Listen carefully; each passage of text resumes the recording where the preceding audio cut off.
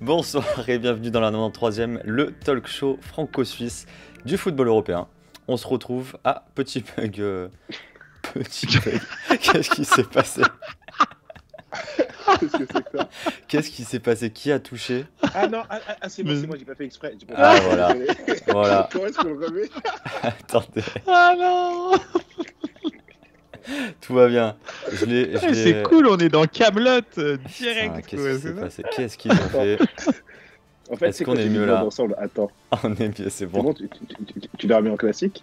C'est bon. Franchement, c'est pas mal. Hein. C'est un beau concept. Faut que vous nous disiez ce que vous en pensez. Attends, Et juste, c'est bon, Kevin, ne vous touche plus rien. Je vous raconte, en fait, voilà. Vous voyez que Chris, mais nous, on se voit dans la forêt de Brocéliande avec Camelot, Perceval et tout. Donc c'est assez marrant, c'est très drôle. Oui, mais tout va bien pour le live. Tout va bien pour le live. Ne vous inquiétez pas. Je refais. Bonjour à tous. Bienvenue dans la 93e. Très content de vous retrouver encore une fois. C'est la première fois qu'on fait une introduction telle incroyable. Merci à tous en tout cas. Et on se retrouve tous les quatre avec Kevin.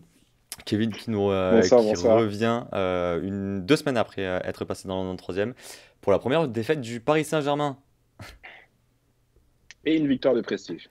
Et une victoire de prestige. Plutôt dans la semaine. Exactement. Pas l'oublier. Je pense que c'est le contre-temps. C'est vrai. Kevin, comment vas-tu? Ça va très bien et toi? Au top, très content de te revoir encore cette semaine dans la 93e. Et les intouchables, Mehdi et Ludo. Messieurs, comment ça va? Ludo, comment vas-tu? Salut à tous, ça va.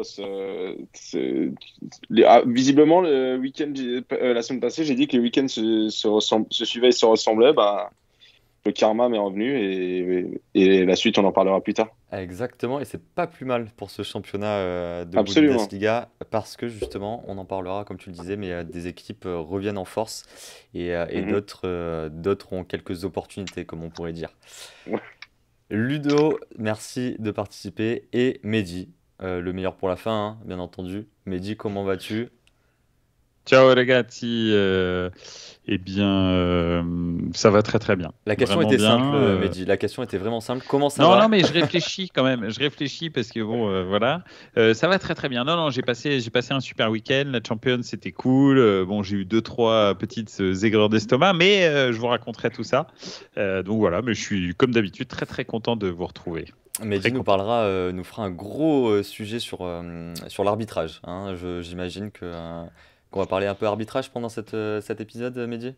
On va en parler rapidement parce que c'est important. On peut pas trop se cacher derrière l'arbitrage, mais c'est important d'en parler quand même rapidement. Très bien, on en parlera, je pense, en deuxième partie d'émission, quoique peut-être en Serie A aussi pour ce week-end. On verra, bien entendu. Messieurs, sans plus tarder, on va commencer. Et pour changer un peu, je vous propose qu'on débriefe un peu le week-end espagnol. Et quelques résultats aussi qui ont eu lieu en Ligue des Champions, bien entendu.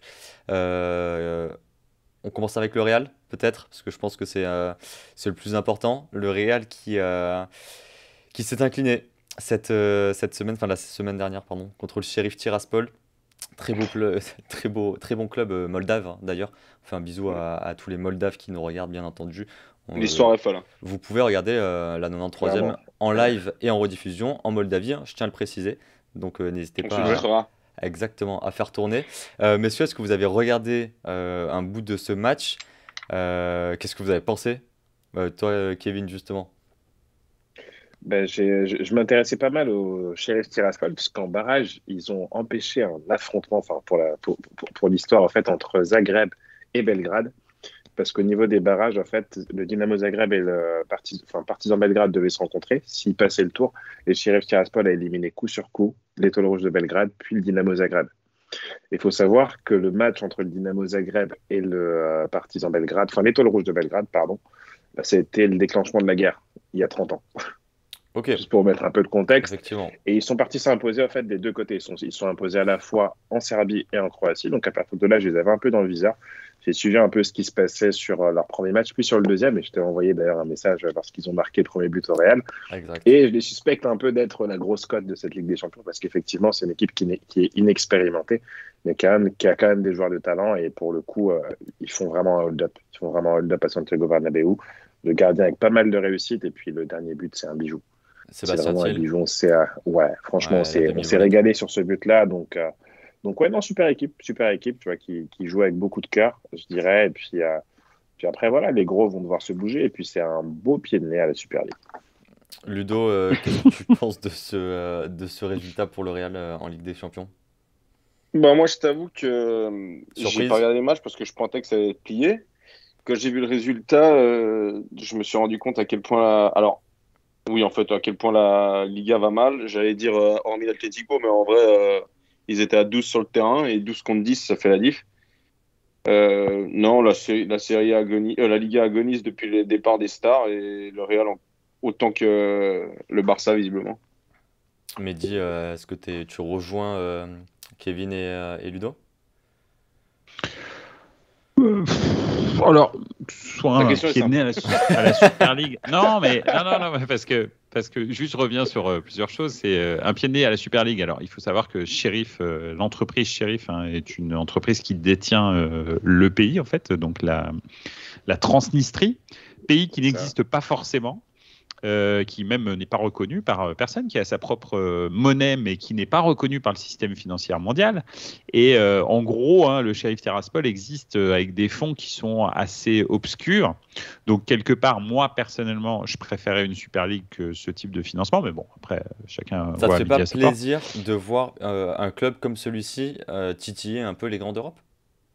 Alors, en fait, Parce ce que, qui alors me là, fait plaisir profondément, je te c'est coupe, pas mais du tout tu parles que le des... Sheriff Tiraspol gagne. En revanche, effectivement, que les clubs espagnols qui m'ont tant aimé pendant 10 ans, et Ludo aussi d'ailleurs, se fassent déglinguer par des équipes anonymes. Oui, ça me fait marrer, ça. Oui. Tu parles Mais de c'est pas fonds... du Non, tout mais attends, le Sheriff Tiraspol, je m'en fous complet. tu parles de fonds Alors, complètement. obscurs et inconnus. Jamais de ma vie j'allumerais la télé pour le Sheriff Tiraspol. Non, mais C'est ce que je Mehdi, veux dire. les fonds, Jamais, ça il m'arrivera n'y a pas une grosse équipe Ça pour le Sheriff Tiraspol. Il n'y a pas de grosse équipe pour le Sheriff Tiraspol. Donc, l'histoire est Ouais, belle c'est quand pas même. mal, hein, c'est pas mal. Non, ils payent très très bien leurs joueurs et ils ont en fait le meilleur du reste, le Sheriff Tiraspol. Il faut faire attention, c'est-à-dire qu'ils vont chercher des joueurs qui sont très bons dans des ligues mineures et en fait, au lieu d'être drainé dans les ligues majeures, on va dire les 5 grands championnats, le Sheriff Tiraspol arrive à les recruter juste avant qu'ils partent dans les ligues majeures. Donc avec énormément d'argent, les salaires sont très élevés au Sheriff Tiraspol, donc faut pas croire que c'est un petit club, il a un énorme budget. Donc c'est pas la belle histoire que ça raconte. Il faut vraiment se renseigner sur le Sheriff Tiraspol. Alors il y a un podcast qui s'appelle l'After Europe maintenant, qui est un nouveau podcast et en l'occurrence qui s'attarde très très profondément sur le Sheriff Tiraspol, sur Brøndby. Et sur Malmö. Et très honnêtement, je vous invite vivement à l'écouter parce qu'en fait, j'ai appris plein de choses sur le Sheriff Tiraspol.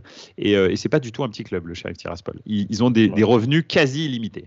Donc c'est pas la belle histoire que ça raconte. Donc c'est pour ça que je voulais vous dire que c'est peut-être pas l'argument de la Super League. En fait, pas vraiment finalement. La Super League, c'est peut-être un peu mieux que ce que le Sheriff Tiraspol propose.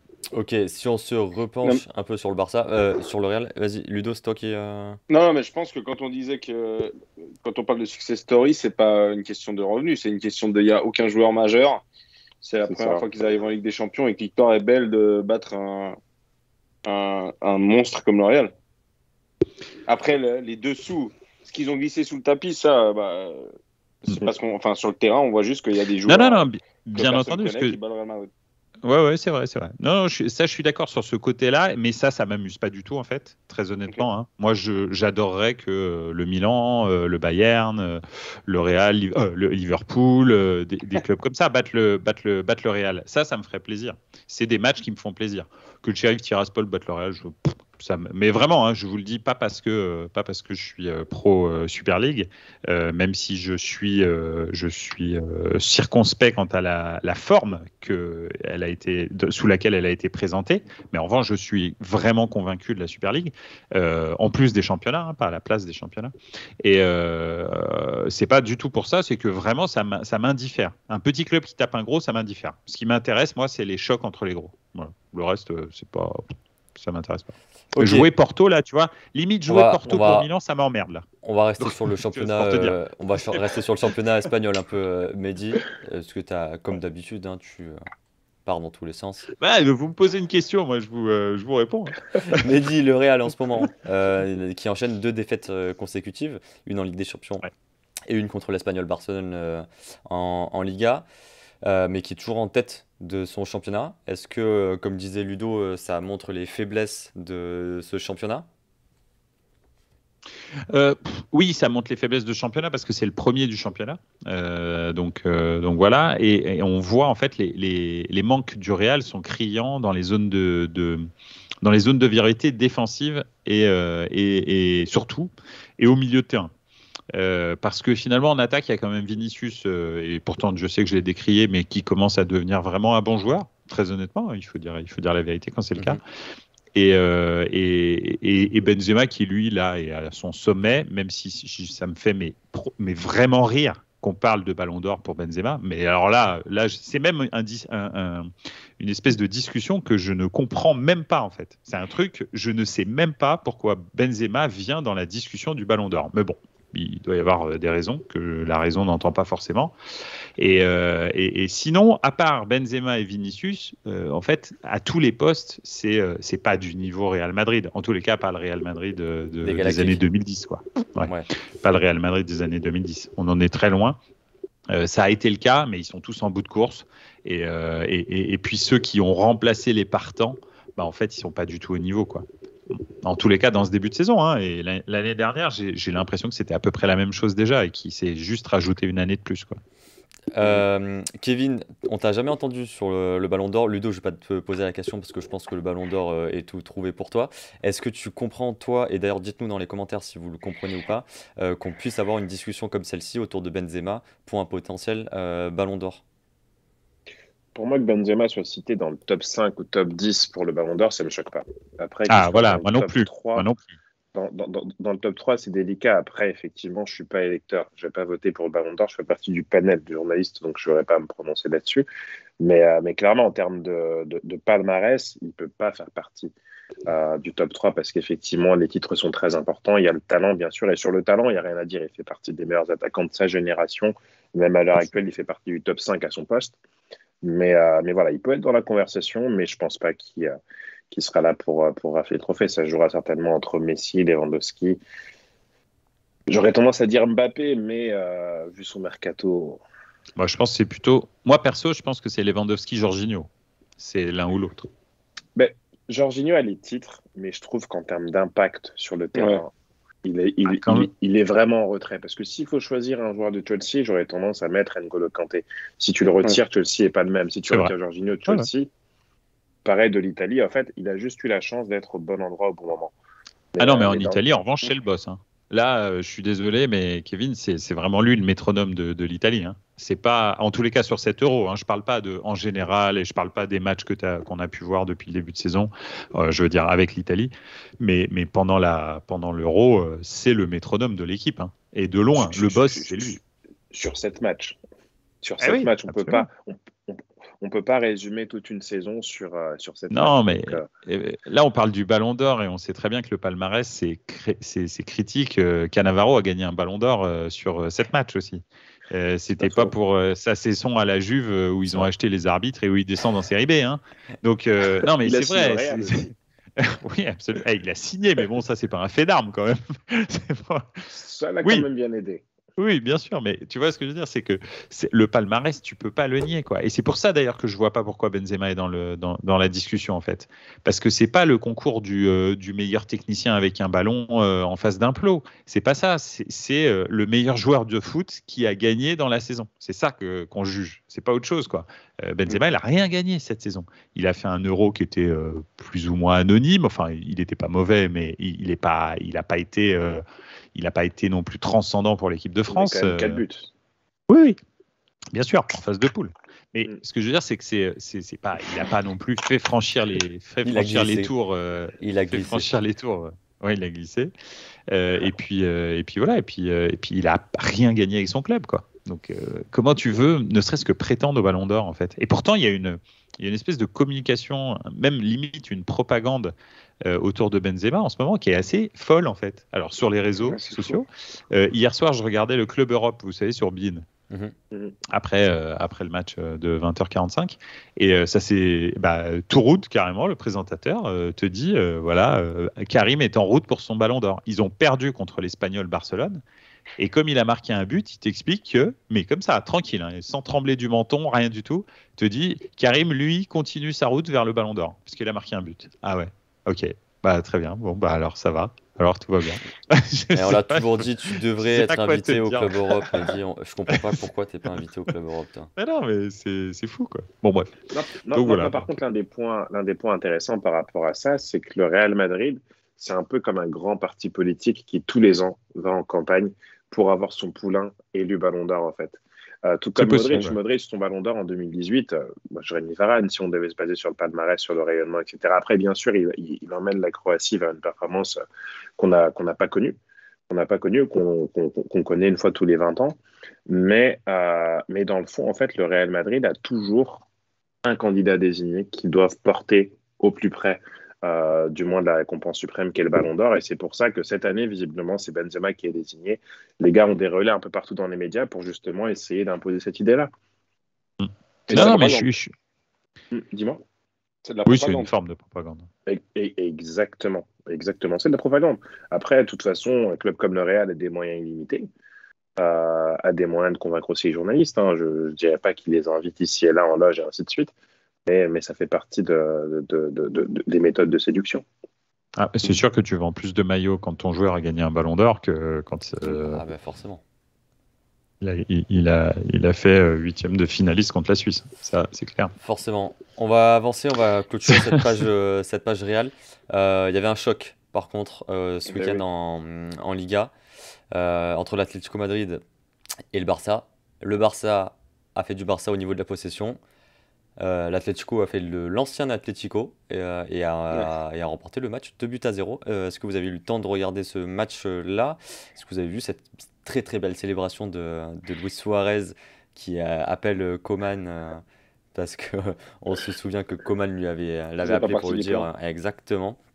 Qu'est-ce que vous avez pensé soit de cet Atlético, soit de ce Barça? Le Barça, semaine après semaine, j'ai l'impression que c'est toujours la même chose. Mehdi? Alors, non, mais moi. Après on laissera parler Ludo. Je les ai vus. Mais le Barça, tu vois, autant le Real, tu as l'impression que c'est un vieux lion un peu émoussé, mais il lui reste 3-4 dents. Tu sais que tu peux te faire piquer 2-3 fois par Vinicius Benzema. Autant le Barça, il n'y a plus aucun Chico, il n'y a plus rien. C'est terminé, il a son dentier, le soir il le met dans le stéradent et puis après il va dormir. Il n'y a plus rien dans ce Barça, c'est dramatique. Donc voilà, c'est pas tout à fait vrai parce que tu as quand même Memphis Depay qui est, alors je dis pas que c'est un top player mais il est là. C'est bien de pas dire que c'est un top player. T'as De Jong, t'as quand même des joueurs qui sont talentueux en tout cas. Ouais, mais enfin, je pense que jouer avec Busquets et Piqué, c'est compliqué. Ouais. Voilà, je pense que De Jong est le seul qui surnage au milieu de tout ça et le pauvre, ils le mettent en attaque en ce moment. Je ne sais pas si vous avez vu, mais il joue des fois numéro 9. Il joue partout. Ou en défense. Donc c'est celui vraiment à qui je reconnais vraiment du talent.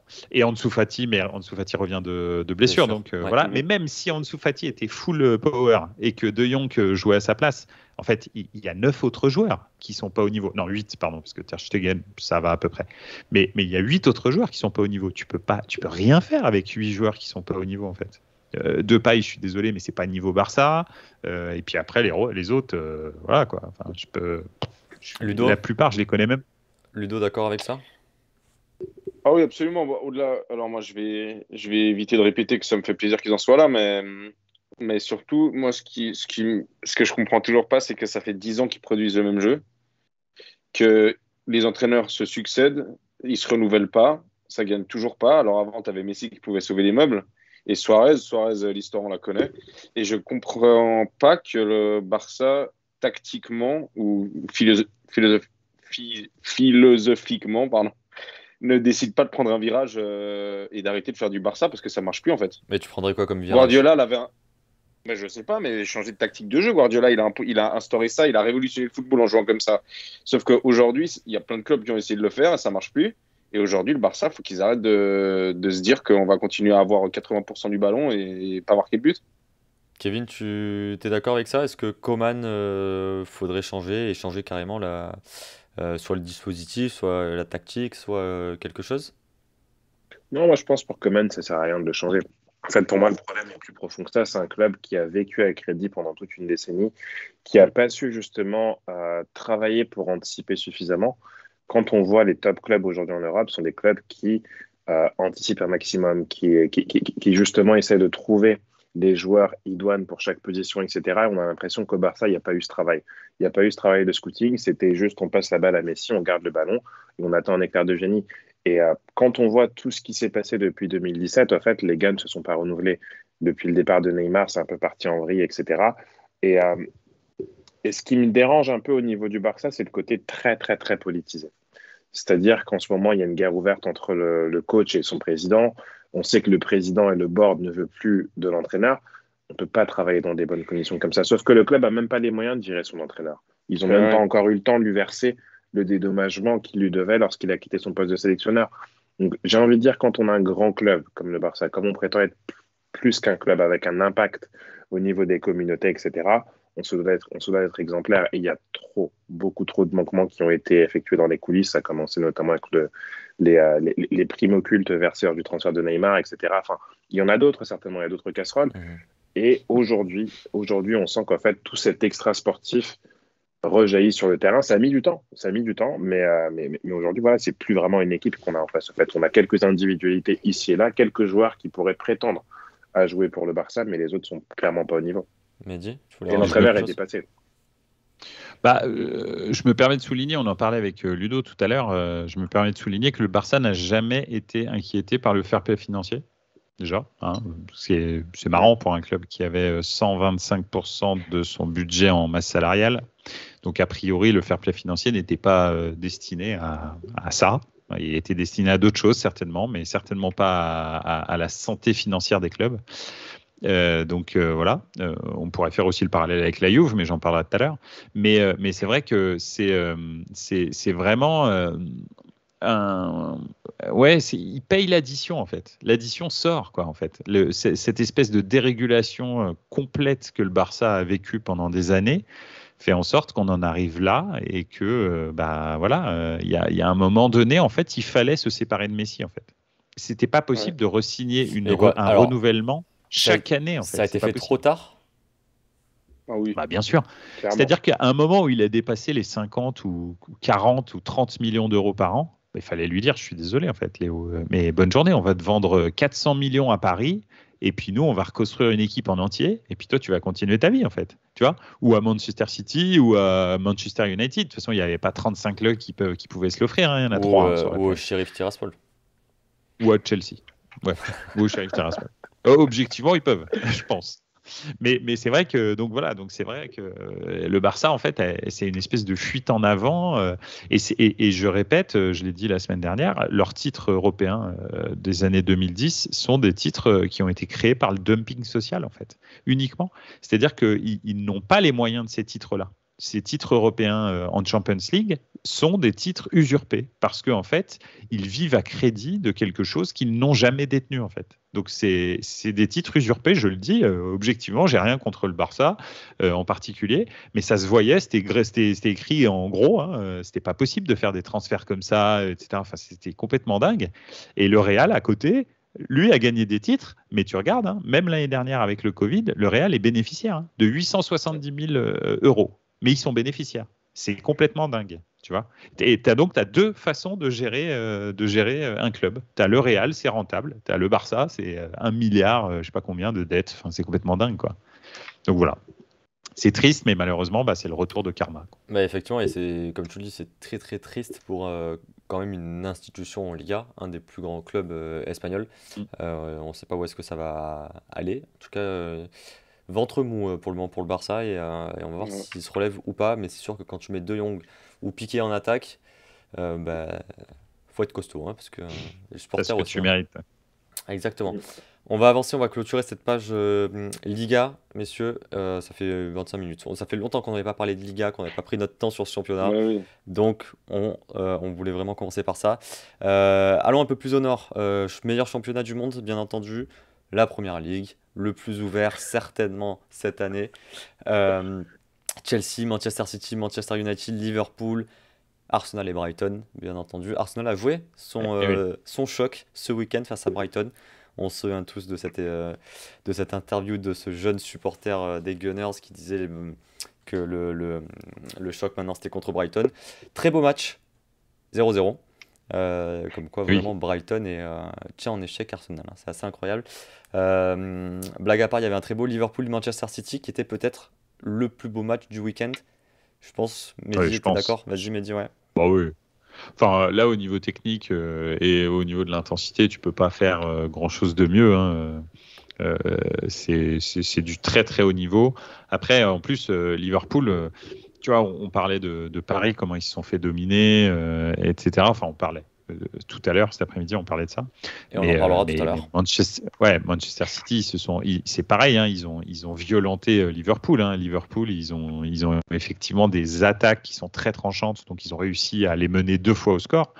Mais finalement, sur l'ensemble du match, Liverpool a eu peut-être 10-15 minutes en début de match où vraiment ils étaient impressionnants. Puis ensuite, en deuxième mi-temps, pareil, quand ils reviennent, c'est assez impressionnant. Et puis en fait, sur 30 minutes en première mi-temps et 30 minutes en deuxième, Manchester fait le jeu quasi tout le temps, quoi. Donc voilà, c'est assez impressionnant. Mais c'était un vrai choc de style comme d'habitude et c'était tout ce qu'on aime dans le foot. Enfin, honnêtement, moi je critique allègrement Guardiola, mais Guardiola avait mis un numéro 9, ça s'est vu.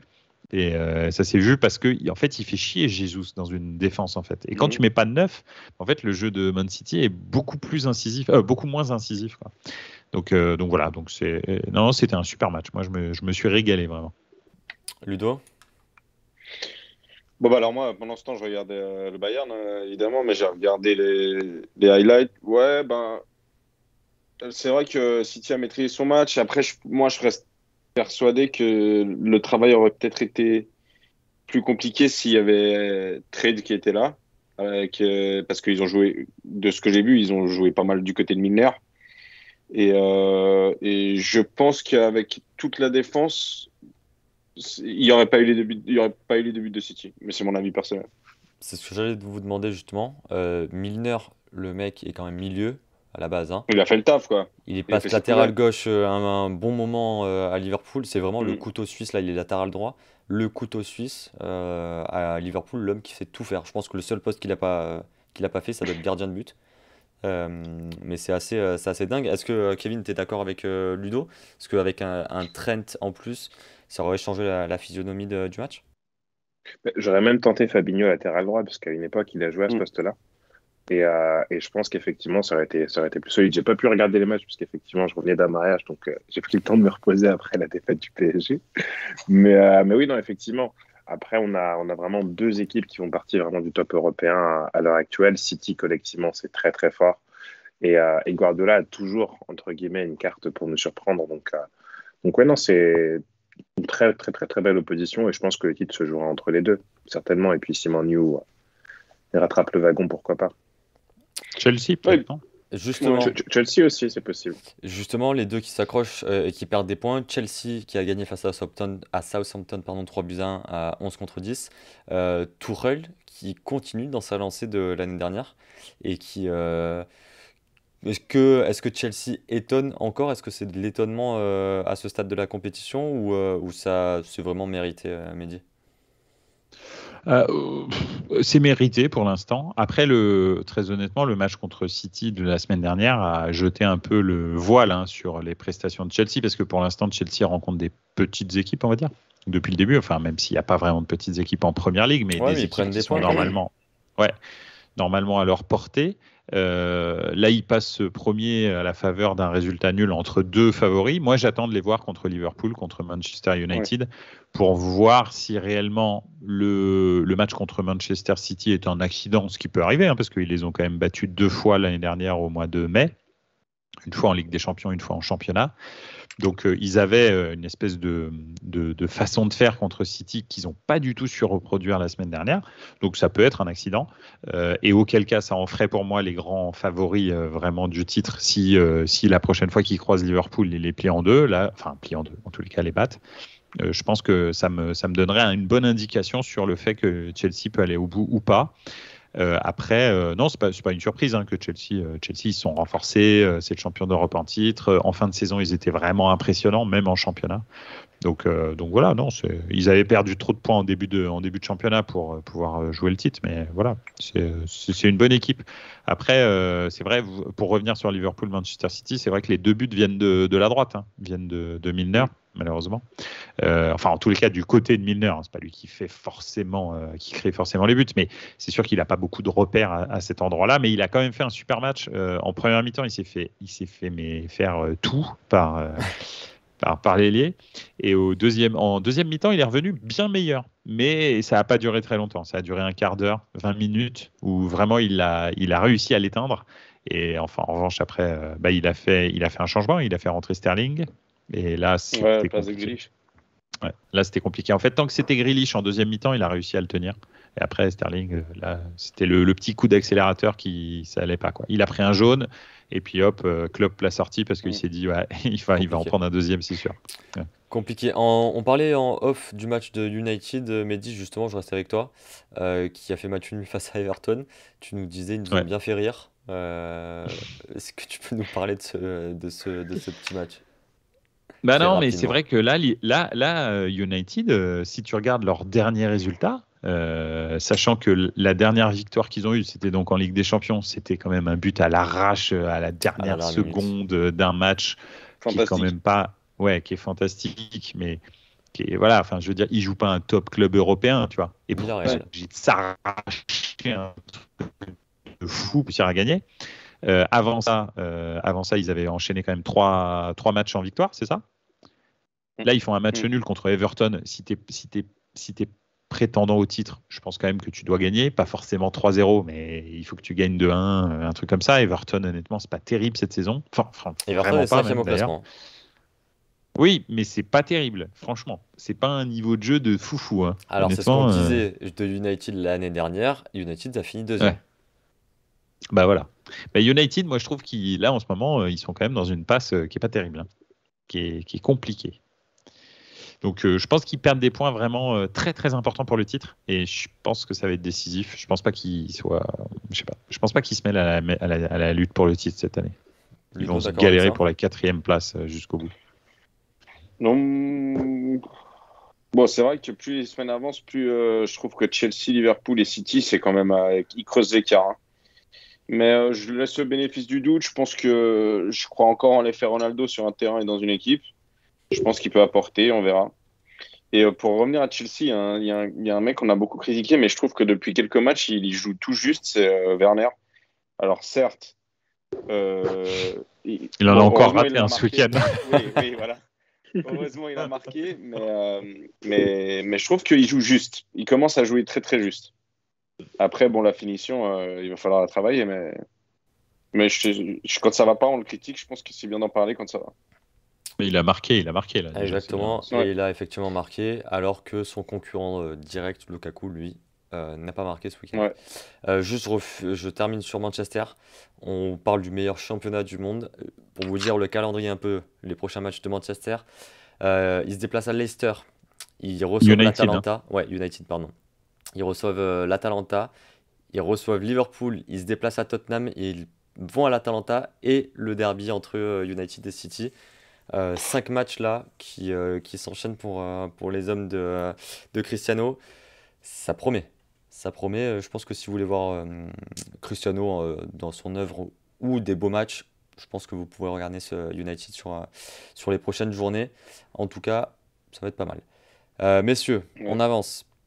Tour d'Europe et on va voir Kaiser Coupex. Allez, c'est l'heure de parler de ce championnat qui est relancé finalement.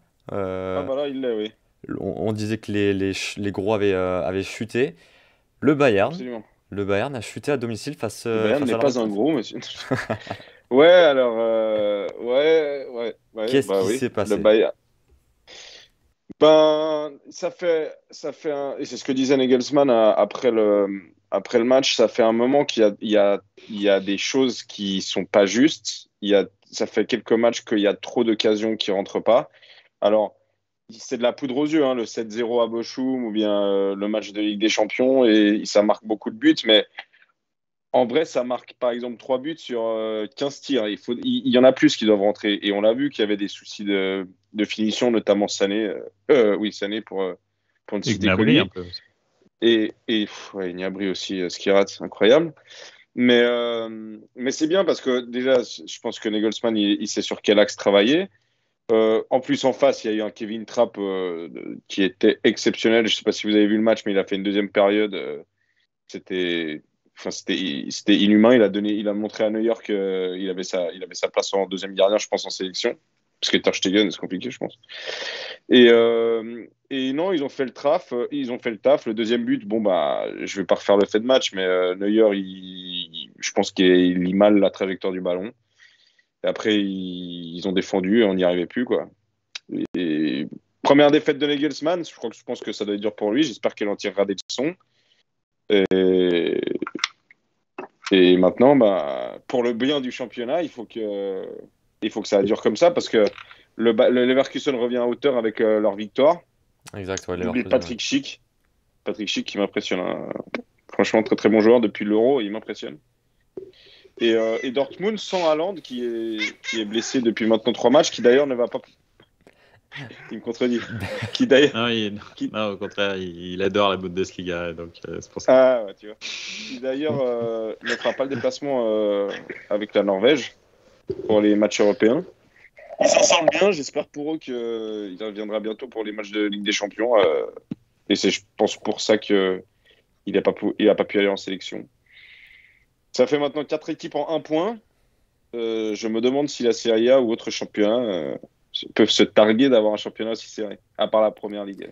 Est-ce que tu parlais de la première défaite de Nagelsmann, justement, est-ce que ça va être compliqué, tu penses, pour le groupe de se relever, entre guillemets, ou c'est juste un faux pas et c'est reparti?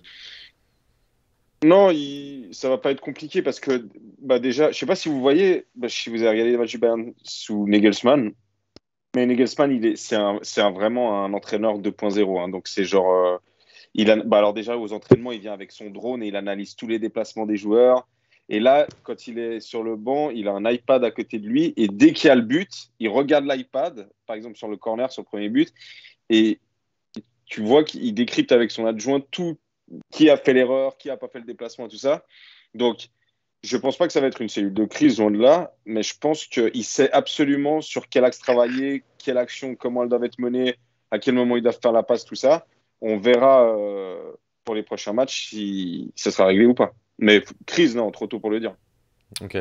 Kevin, est-ce que tu suis en général, alors peut-être pas ce week-end, la Bundesliga? Est-ce que c'est un championnat ou des équipes pour lesquelles tu as des coups de cœur?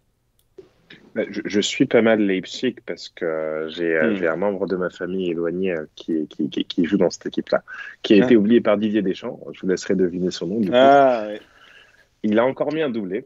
Il a encore mis un doublé, Christopher Nkunku. Donc effectivement, oui, c'est surtout le joueur parmi l'équipe du coup que je suis en Bundesliga. il fait une super saison. Son équipe un peu moins bien parce que en Ligue des Champions, ça a été compliqué contre Bruges. Ils sont pas mal fait secouer.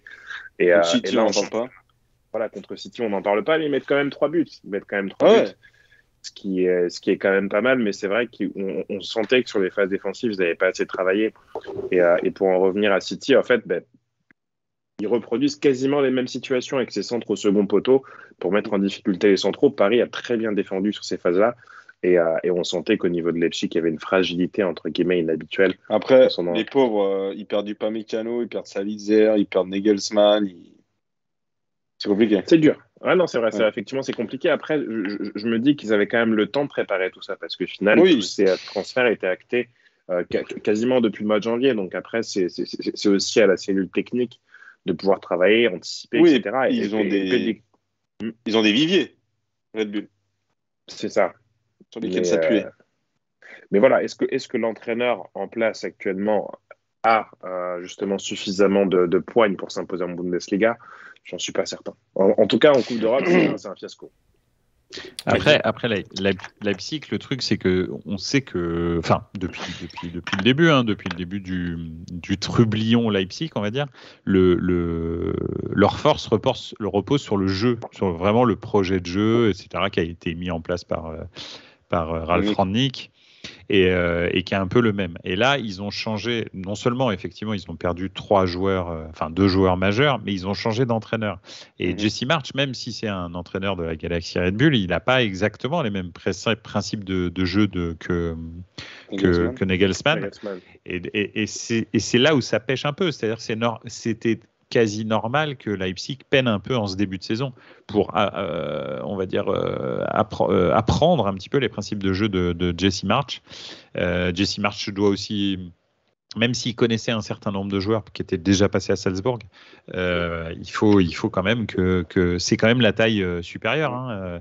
Et il l'expliquait là il y a pas longtemps, ce week-end. Il expliquait. Non, d'ailleurs, c'était pas ce week-end. J'ai écouté un podcast sur la Galaxy Red Bull et c'est un entraîneur suisse. Bref, je crois qu'il entraîne Saint-Gall en ce moment. Je me souviens plus de son nom. Qui expliquait qu'en fait Red Bull c'était un petit peu le jouet Salzbourg c'était un petit peu le jouet de Red Bull et Leipzig c'est un peu le vaisseau amiral, donc tu as moins de latitude. C'est pas très grave si tu te rates à Salzbourg, c'est un peu plus grave si tu te rates à Leipzig, et Jesse Marsch il faut aussi qu'il digère ça, c'est normal, donc ouais, moi ça me surprend pas les difficultés de Leipzig, c'est pas pour ça que je les mets hors du jeu, parce que je pense sincèrement qu'ils vont revenir en fin de saison. C'est-à-dire qu'au fur et à mesure de la saison, ils vont s'améliorer. Accrocher la Ligue des Champions. Ah si, je les sens bien quand même. Alors, Mehdi, tu les vois revenir quoi, pour la lutte pour le titre ou pour une place européenne en Ligue des Champions? Pour la place de 2 ou de 3, quoi. Je les vois 2 ou 3 cette année. Ok, très bien. Très bien. 3, est-ce qu'il y a une autre petit à petit descend dans le classement? Est-ce qu'il y a Non, mais équipe... Dortmund a gardé ses joueurs cette année. Tous ses joueurs, quasi. Et donc ça, c'est quelque chose qui fait en sorte que Dortmund, pour moi, va vraiment titiller le Bayern jusqu'au bout. S'il y a une équipe qui doit aller les titiller, c'est eux. Il n'y a pas d'autre équipe. Donc après, ce sera 1-2 Bayern ou Dortmund, mais l'un ou l'autre. Je ne sais pas qui gagnera le championnat à la fin. Mais cette année, ils n'ont pas fait le Dortmund victime de tous les autres années, parce que, voilà, je ne sais pas pourquoi d'ailleurs, mais c'est bien. Vous croyez pas du tout à Leverkusen?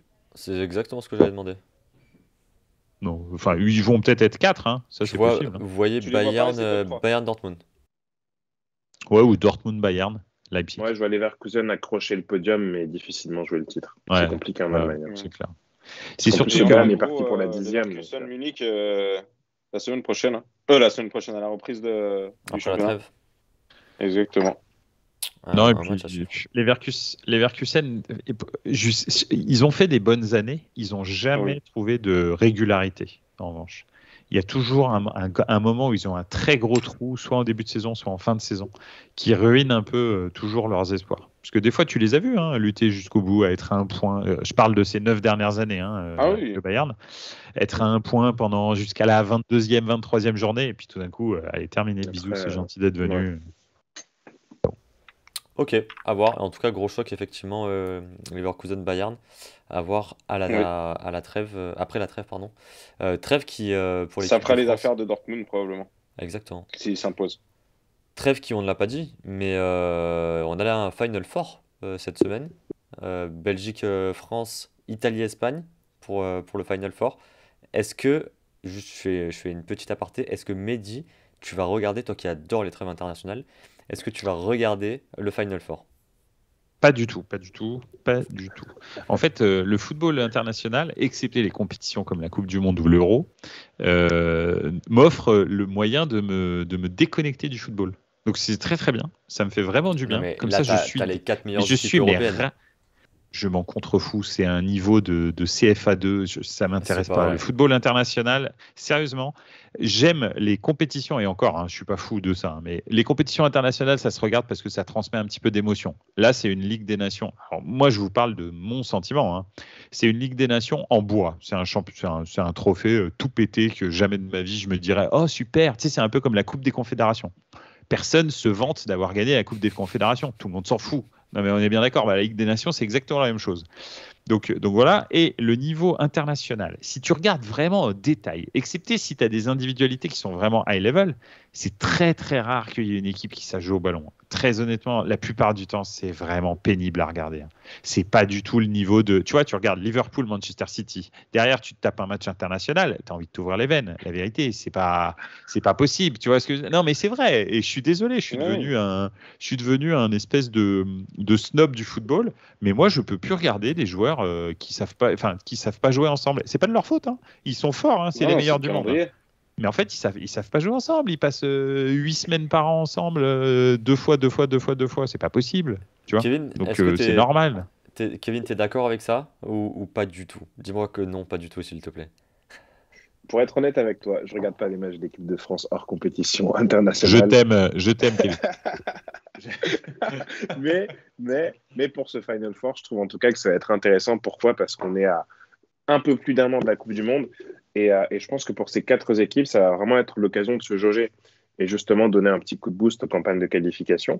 Parce qu'effectivement, si tu remportes le Final Four, ça te permet de te lancer vraiment sur une bonne dynamique en vue de la Coupe du Monde. Et je pense notamment à l'équipe de France ou la Belgique qui ont envie de se racheter. Parce que la génération belge actuelle, ils ont 0 titre. Même une Ligue des Nations, je pense que c'est quelque chose qui pourrait leur faire du bien et éventuellement Franchement, ce serait le sommet du somme de gagner la Ligue des Nations avec l'équipe qu'ils avaient. Mais c'est peut-être la dernière fois où ils peuvent gagner un titre parce que l'équipe est vieillissante. Non, mais ils avaient une équipe de jobards. Je sais pas si je veux dire, honnêtement, c'était une équipe de fous quand même qu'ils avaient la Belgique. Et à la fin, ils vont avoir gagné la Ligue des Nations. Et pourquoi pas? C'est toujours ça. Dans les commentaires, on n'a pas parlé beaucoup de commentaires, mais il y a pas mal C'est de comme personnes. l'Inter-Toto de l'OM. C'est comme Ne commence pas avec ça. Naomi qui nous dit l'équipe de France est soporifique. Elle a raison. Bien sûr qu'elle a raison, c'est ta sœur. Forcément. On peut être en désaccord parfois, tu sais. C'est vrai.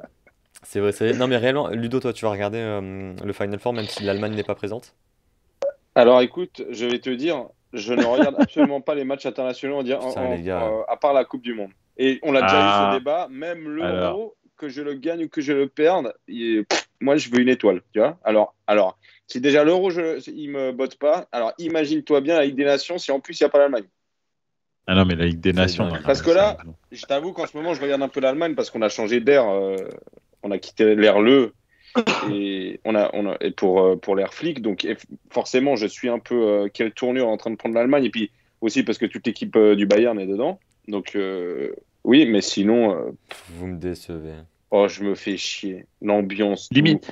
Limite, je vais te dire, en fait, là, tu sais, il y a de plus en plus de joueurs de Milan qui sont sélectionnés en équipe nationale. Tu vois, par exemple, Tomori a été sélectionné. Je suis dégoûté. Mais quand je te dis, je suis dégoûté. Risque de blessure et tout. Mais oui, je me dis putain.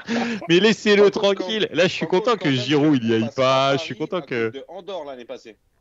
Ouais, c'est pas faux. Ouais, je suis d'accord. Et tu viens de dire que je suis content qu'il y ait ces matchs pourris là. Non mais qu'est-ce qu'on s'en fout. Mais alors sur des matchs amicaux, sur des matchs de qualification, je peux comprendre. Là, on est sur un Final Four où il y a les 4 meilleures équipes européennes. C'est pas n'importe quoi. C'est formidable. Et ils vont gagner la Ligue des Nations. Non, après, Chris, petit correctif quand même. Les 4 meilleures équipes européennes sont des clubs, ce ne sont pas des nations.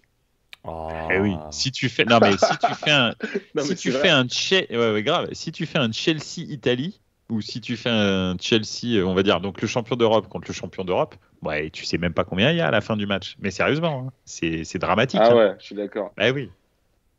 Très bien, bon, si vous le suivez comme moi en tout cas, n'hésitez pas, c'est mercredi et jeudi, et la finale ce sera ce week-end. L'équipe de France joue jeudi sans Olivier Giroud, mais avec le peut-être futur Ballon d'Or. Futur Ballon d'Or. Exactement. Et ça, s'il gagne la Ligue des Nations, on sait jamais. et ça n'a pas de prix, tu vois. Ça n'a pas de prix. Merci Ludo en tout cas pour cette page Bundesliga. On va parler de la Ligue des Talents maintenant. Allez, s'il vous plaît. Il y a eu un très beau week-end. Kevin, ça va être ton tour, bien évidemment. Avant de parler de la première défaite du Paris Saint-Germain et de cette barre de Lionel Messi en première mi-temps, il y a eu le derby hier soir qui a fait couler beaucoup d'encre côté lyonnais, bien entendu. Derby qui s'est soldé sur le score de 1 but partout, avec une exclusion de Anthony Lopez pour changer. Mérité. Complètement mérité avec une main en dehors de la surface. Il y a des choses qui ne changent pas. Les bourdes ou les cartons rouges à Lyon, c'est souvent Anthony Lopez. Vas-y, Kevin. Ouais, ce qui a changé par contre, c'est que l'entraîneur est de bonne foi. Exactement. Il a reconnu que le rouge était mérité. C'est vrai. Oui, mais quand même, les discours de Rudy Garcia qui disait si on n'avait pas pris les 4 buts, on aurait gagné. Moi, ça me manque un peu. C'est vrai, mais par contre, on n'a pas perdu non plus les discours de mauvaise foi de Jean-Michel Aulas. Vraiment, Jean-Michel Aulas ne s'arrêtera jamais, je pense. C'est très compliqué à ce niveau-là, non? Kevin, toi qui suis la Ligue 1. Non, mais il est dans sa posture habituelle. Son rôle, c'est de défendre l'Olympique Lyonnais. C'est pas de défendre le beau jeu, c'est pas d'avoir une analyse. Il n'est pas consultant, en fait. Donc quelque part, Colas défendre avec bec et ongle l'Olympique Lyonnais, quelque part, il fait de la politique. Et quand il parle comme ça, voilà, c'est un vrai président. Quand il parle comme ça, il s'adresse à son public lyonnais. Et pour moi, c'est normal, en fait, qu'il le fasse. S'il le faisait pas, on aurait tendance à dire que Jean-Michel Aulas a changé dans le mauvais sens. Et quelque part, ça rajoute toujours un peu de piment parce que l'Olympique Lyonnais reste fermement identifié comme le club de Jean-Michel Aulas. Et j'en profite pour quand même glisser un petit hommage à Bernard Tapie qui nous a quittés, paix à son âme. Et c'est vrai qu'il a pu marquer, lui, une génération de l'Olympique de Marseille. Et je pense qu'Aulas, lui, est resté beaucoup plus longtemps. Ouais, il a fait de même, il a remporté des titres très importants au niveau de l'Olympique Lyonnais. Et le jour où il lâchera l'Olympique Lyonnais, ou le jour où il nous quittera aussi, parce que je pense que c'est le chemin de tout le monde, on se souviendra du grand dirigeant qu'il a été, parce que pour moi, c'est l'un des plus grands dirigeants de l'histoire du football français. Oui, sachant que le plus fidèle en tout cas. Enfin, avec tout le respect que je porte à Bernard Tapie sur certaines choses, Bernard Tapie, moi j'ai vécu les années Tapie à l'OM en tant que spectateur de foot et il était tout sauf fair play. Faut pas rêver. C'était je pense le plus. Et d'ailleurs, c'est même, tu sais que c'est Tapie qui a encouragé. Jean-Michel Aulas a acheté l'Olympique Lyonnais à la base. Les deux amis, en fait. Ouais, exactement. Ouais, les deux sont amis et il lui a dit il faut aussi un gros club à Lyon. Parce que donc, Tapie, non content d'avoir monté de toutes pièces l'antagonisme entre Paris et Marseille, qui n'existait pas, parce qu'en fait, si tu veux, quand il récupère l'OM, il commence par monter un antagonisme avec Bordeaux et baisse, en fait. Parce qu'il a très vite compris que sans opposition, en fait, le championnat était un peu raplapla, quoi. Donc voilà. Ensuite, il a monté l'antagonisme avec Paris et il s'est dit si vraiment on veut un championnat performant, et d'ailleurs ça a marché parce que les années 90 pour le football français sont les meilleures années qu'on ait jamais eues au niveau européen, en fait.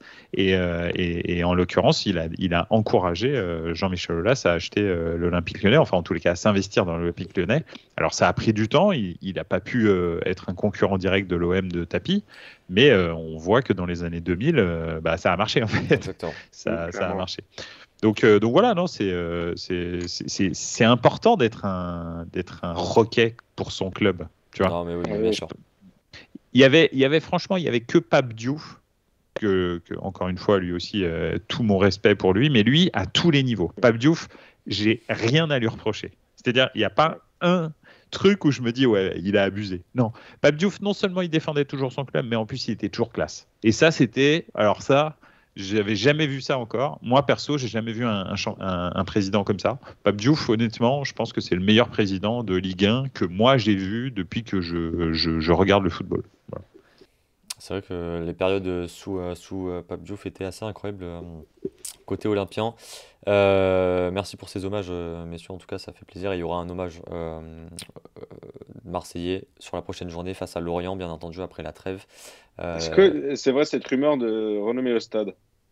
Alors, j'ai entendu parler de ça. Je ne vais pas m'avancer sur est-ce que Toi, en tant ça que va arriver ou Marseillais. pas. Je suis pas forcément pour. Je pense que déjà le naming, je suis pas forcément pour de l'Orange Vélodrome et le stade Vélodrome était bien mieux avant. Maintenant, il faut des sous, donc l'Orange Vélodrome arrive. Ouais. L'appeler et mettre le nom de Monsieur Tapi, je suis pas forcément pour. Peut-être une Voilà, tribune. Peut-être plutôt effectivement tapis, une tribune. ouais. Plutôt une tribune, Parce que effectivement. le tapis Orange Vélodrome, là, ça commence à faire beaucoup. Ouais, là, parce que Ouais, non, Orange, mais ça, ils ont tu payé, mets- hein, faut continuer à les Ouais, mettre. Hein. exactement. Orange, Exactement, non, c'est toujours bien. mais une tribune, oui, après, à voir. Il y a déjà Ouais, c'est vrai qu'une tribune, il Ouais, mérite, une je pense. tribune, c'est bien. les 4 tribunes sont déjà nommées, Mm. donc à voir quel nom tu Comment, enlèves. comment elle s'appelle, tu sais ou pas? Alors oui, il y a la présidentielle qui s'appelle Jean-Bouin. En face, on a gagné la latérale. Et les deux virages, on a virage 2P, qui est l'ancien supporter et le plus grand ultra marseillais qui est décédé il y a 20 ans d'ailleurs.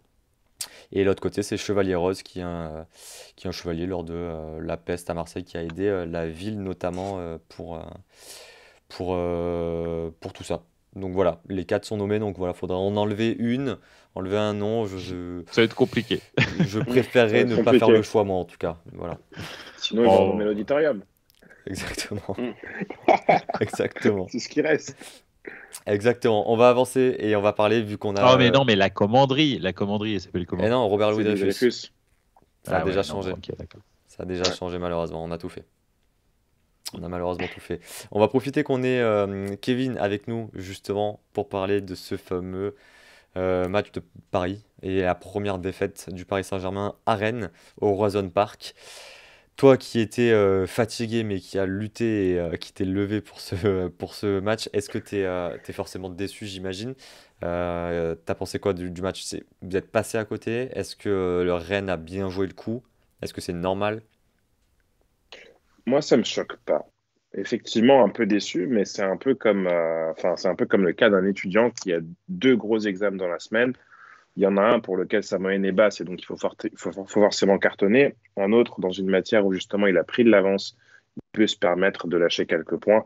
Et c'est ce qui est arrivé face à Rennes. Donc en soi, les Parisiens ont connu, entre guillemets, côté extra-sportif, un voyage assez compliqué. Une tempête samedi soir qui les a empêchés de décoller, de prendre un vol privé pour atterrir à Rennes. Ils ont fini par faire le trajet en bus et en voiture personnelle. On a notamment eu une photo assez insolite entre Kylian Mbappé et Achraf Hakimi dans un Carrefour Market à Trappes. Et donc, effectivement, la préparation du PSG n'était pas optimale.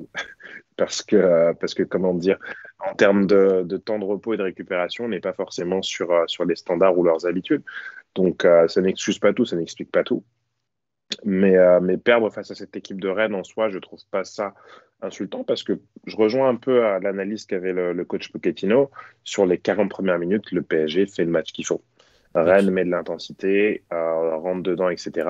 Paris aussi renvoie l'appareil. Donc ça jouait vraiment des deux côtés, ça jouait hyper bien. Et Paris a manqué de réussite. Le tournant du match, c'est peut-être le coup franc de Messi qui termine sur la barre transversale. Donc la partie inférieure de la barre transversale et puis qui ressort du mauvais côté. Donc à partir de là, en fait, Rennes s'est dit que rien ne pouvait leur arriver et des gars marquent juste avant la pause, puis au retour des vestiaires. Et là, à 2-0, pour moi, le match est plié. Même quand Paris pense revenir à 2-1, il y a la barre qui intervient pour un hors-jeu de Kylian Mbappé. Ouais, les Rennais, pour moi, n'ont pas volé leur succès. Après, pour eux, clairement, le match clé de la semaine, c'était le match face à Paris. Pour le PSG, le match le plus important, c'était face à City. Et laisser 3 points au regard de l'avance qu'ils ont en championnat, c'est pas forcément le plus handicapant aujourd'hui. C'est que Paris a pris suffisamment d'avance pour avoir ce petit matelas confortable. Et ils ont assuré l'essentiel en s'imposant en milieu de semaine. Il y a Naomi qui nous dit en seconde période, 0 envie de revenir au score. Juste, on revient sur une stat qui est assez incroyable pour le Paris Saint-Germain. 0 tir cadré pendant le match. Je ne sais pas quand c'était la dernière fois que c'est arrivé en Ligue 1. C'est quand même assez incroyable. C'est une équipe qui se cherche encore. Hein. On disait déjà il y a 2 semaines, c'est une équipe qui reste quand même collectivement en rodage. Je les ai trouvés intéressants, notamment les 3 de devant, parce que Di Maria a une prestation un peu plus mitigée que Neymar, Messi, Mbappé.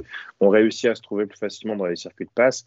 Après, en face, on avait une équipe qui les attendait, qui clairement les attendait, qui a vraiment été dur sur l'homme. Et effectivement, pour ces joueurs qui adorent les petits espaces, c'était plus difficile justement de se créer des occasions. Et c'est vrai que leur rôle avant tout, c'était de trouver le bon décalage. Ils l'ont trouvé une fois et malheureusement, il y a eu un enjeu et c'est clairement insuffisant. Et comme le dit Naomi sur la deuxième mi-temps, le PSG doit mieux faire, mais on n'a pas l'impression justement d'avoir cet équilibre-là ou éventuellement ce joueur qui va sonner la révolte, parce que Messi, aussi talentueux qu'il est, n'a pas ce caractère, cette force de caractère de dire aux gars, bon les gars, maintenant on joue. Maintenant, on joue, on va remonter le score comme pouvait le faire Ibrahimovic en son temps. Ibrahimovic, c'était quelqu'un qui, lorsqu'il fallait hausser le ton directement. Neymar se cache beaucoup, je trouve, depuis l'arrivée de Messi. Et j'ai vu les statistiques passer.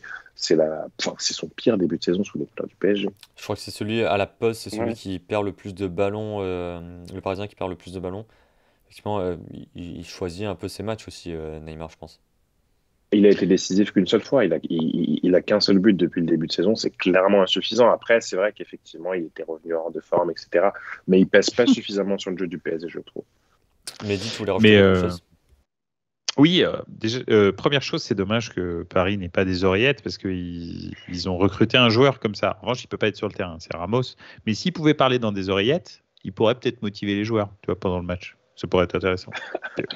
Mais aujourd'hui, tu sors qui ? Ah, tu sors personne, tu le laisses sur le banc. De toute façon, il peut pas jouer au foot, mais il peut quand même te motiver, tu vois. Donc c'est bien. Et je pense d'ailleurs qu'il a terminé sa carrière, il le sait pas encore, Ramos. Mais bon, bref. Il remplace Buffon. Ouais, c'est ça. Exactement. Et donc il y a ça. Et je pense aussi qu'il y a eu, enfin, je sais pas ce que tu en penses, Kevin, mais tu as raison, tu as fait des parallèles et tout, mais je pense aussi qu'il y a eu une décompression après le match de City. Les gars, en fait, ils ont tout mis dans ce match de City parce que c'était la crédibilité du Paris Saint-Germain là, qui était en jeu. Tu vois, de ce recrutement bizarre, etc. Vas-y.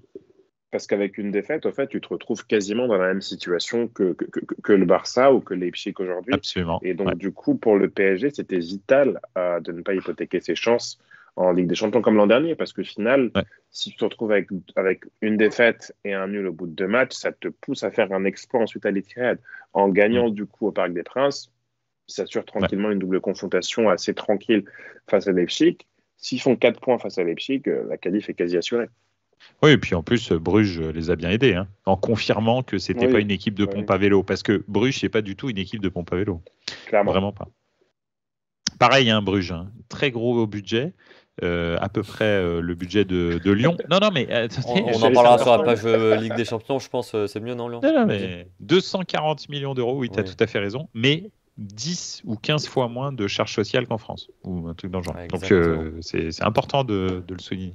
Exactement. Merci Kevin pour ce petit dossier sur le Paris Saint-Germain, petit topic. Et à noter aussi. Est-ce que je peux lâcher un petit mot quand même sur Kylian Mbappé ? Vas-y. Oui. Kiki. Vas-y. Oui. Kiki, il a fait une interview ce soir. Elle sort demain. Elle sera publiée demain à 18h dans l'émission Rotten sans flamme. On les salue s'ils nous écoutent.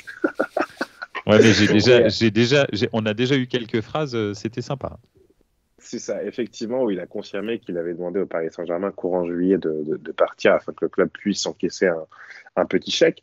Et ce qui est aussi enflammé un peu la tweetosphère, c'est une photo derrière entre guillemets, behind the scene, où il y avait justement Mbappé et Roten en train de poser dans l'appartement de Kylian Mbappé, visiblement avec des cartons faits derrière. Donc le matin pour venir de Madrid, j'espère qu'il n'aura pas trop d'embouteillage pour aller à l'entraînement.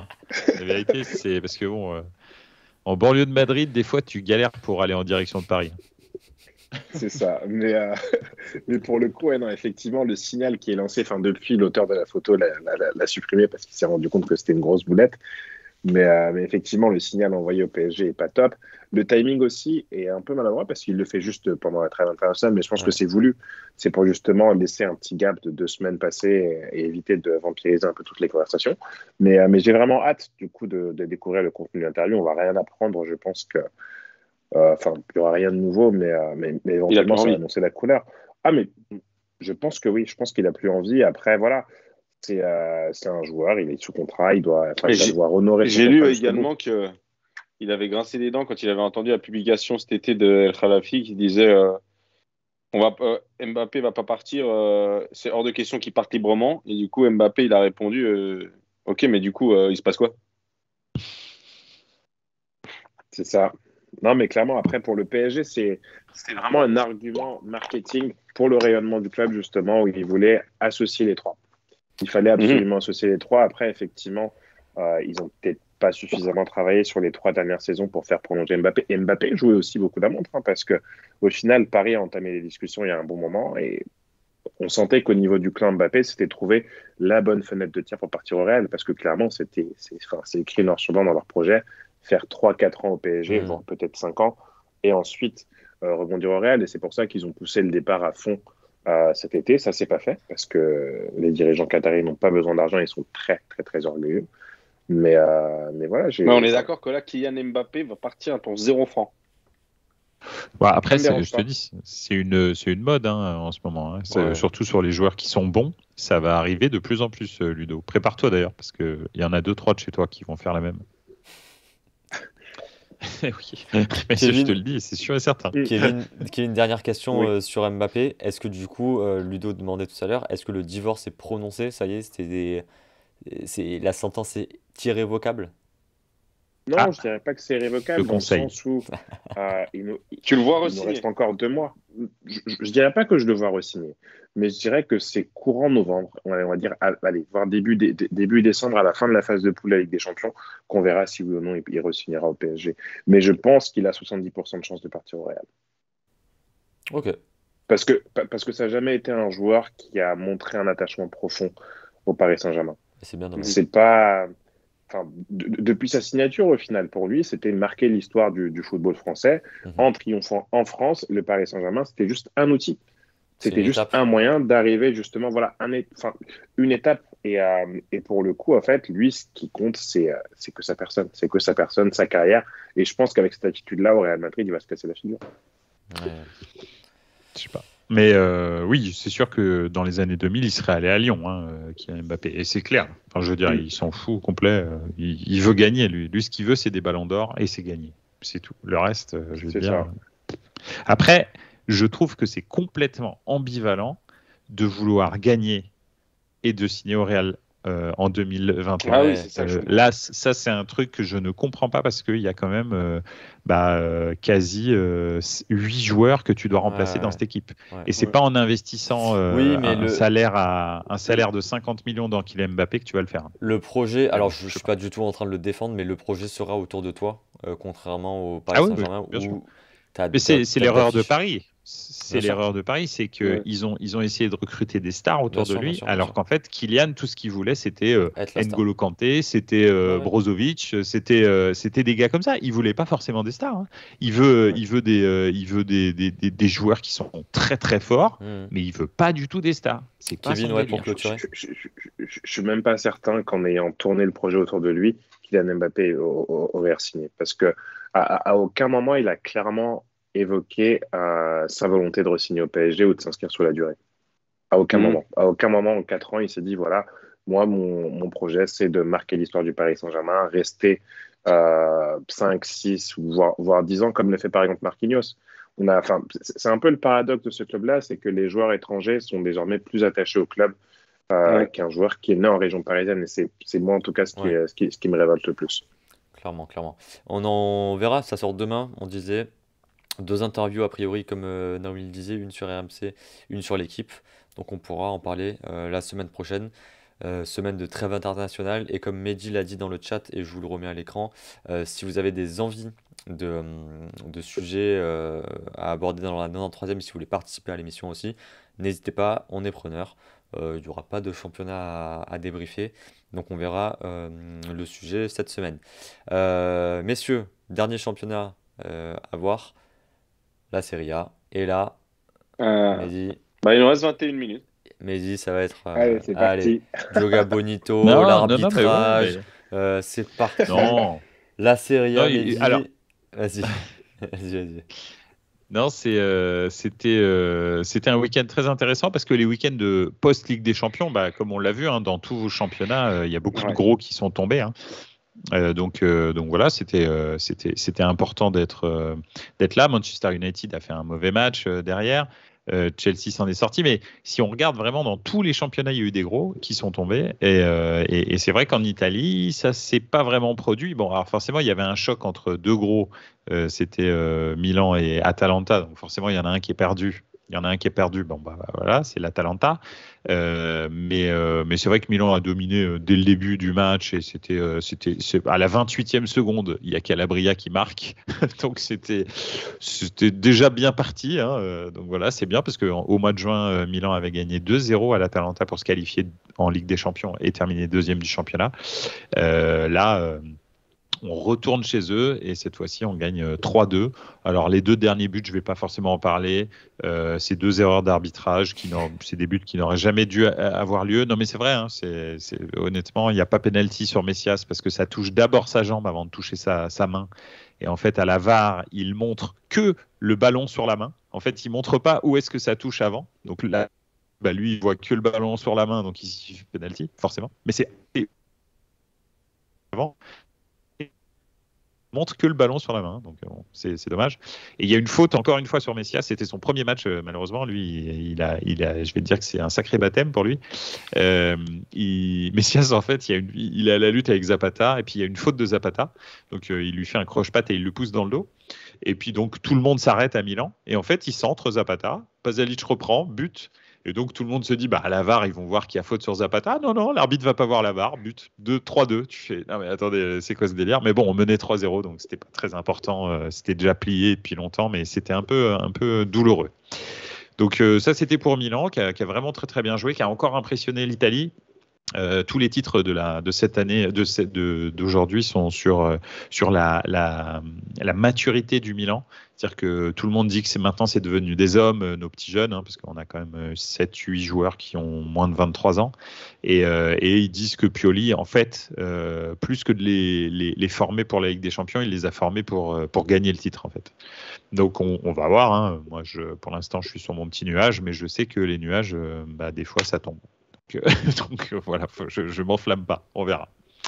La Juve qui avait son derby, le derby de Turin. Et puis ça faisait très très longtemps que en fait un derby de Turin ne commençait pas avec la Juve et le Torino avec le même nombre de points à la même place. Donc c'était un derby de Turin qui avait énormément d'espoir pour les supporters du Taureau. Il faut savoir que donc à Turin, dans la ville de Turin, vous ne trouvez quasi que des supporters de Turin, du Taureau. Très peu de supporters de la Juve. La Juve, c'est un club plutôt global en Italie, qui a 17 millions de tifosi à travers l'Italie. C'est le club qui a le plus de tifosi, mais pas du tout à Turin, en fait, bizarrement. Donc ça, c'est le miracle de la Fiat. Je ne sais pas si je vous ai déjà expliqué ça, mais... Ouais, absolument. Mais oui, alors sauf que là, c'est une explication, socio-économique en fait. C'est-à-dire que Fiat avait des équipes, avait des usines un peu partout autour de Turin, et pour recruter des ouvriers, et là c'est le petit moment histoire, mais pour recruter des ouvriers, ils allaient bien sûr partout en Italie et en particulier dans le sud de l'Italie parce que c'est là où les gens étaient les plus pauvres. Et c'est pour ça que tu as énormément de supporters de la Juve dans le sud de l'Italie, bizarrement, alors qu'ils se détestent en théorie. Parce que en fait, les ouvriers de la Fiat qui donc vivaient à Turin ou en tous les cas dans les faubourgs qui travaillaient pour Fiat, le dimanche allaient voir la Juve au stade en fait. La Juve c'était un espèce d'outil du pain et des jeux quoi, en gros. Tu vois. Donc voilà, bon, c'est le petit point histoire. Et donc le Taureau était vraiment super enthousiaste de battre enfin la Juve. En plus, elle est prenable en ce moment et tout, même s'ils avaient fait une très très grosse performance en Champions. Mais bon, le match était très très serré, des occasions pour le Taureau. Je pense même que le Taureau a dominé. Le jeu d'Allegri est toujours un petit peu restrictif, très défensif, et on essaye de faire quelques contres. Et puis Locatelli à la 86e minute marque le but vraiment vainqueur. Ça a scellé le match. Donc c'était assez tragique pour le Taureau, mais bon, ils ont l'habitude. Je crois que ça fait 20 ans qu'ils n'ont pas gagné. Ah non, pardon. 2015, pardon, la dernière fois qu'ils ont gagné. 2015. Donc voilà. Mais ça faisait très très longtemps avant 2015 qu'ils n'avaient pas gagné. Donc c'est toujours très douloureux pour le Taureau. L'Inter avait fait tourner après le match de Ligue des Champions qui leur a servi à rien, malheureusement.